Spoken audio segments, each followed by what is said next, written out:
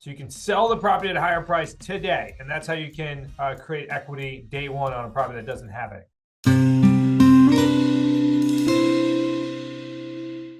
Yeah, someone asked about upside down, but what I want to, as I always try to do, not just give you a theory. I want to give you sort of some deals we've done.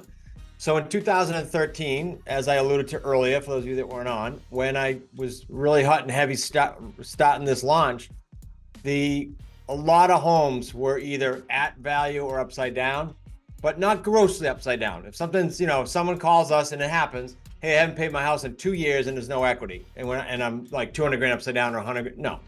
But these houses were close to about value, whereby if they did sell with a realtor, they'd have to come out of pocket, right? So I did, and I just pulled these HUDs like coincidentally 2 weeks ago for another workshop we were doing. I did 7 and 9 year leases were pretty standard for me before I was comfortable, is the word, to buy them, which we would now. So a long-term lease purchase, fine. And then later on, if you're more comfortable, we can show you how to convert that to a sub 2. These days, we would go right to a sub 2.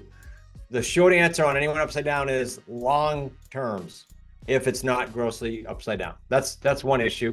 I don't know if that sparks other questions, Zach, but that's just longer terms. Those deals, by the way, let me give background.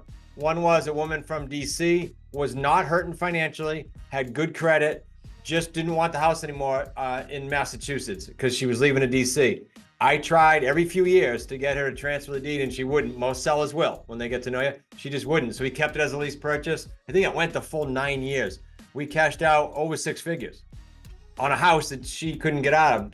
More punchline. That came from a rehabber who got the lead and said, I can't do anything with this.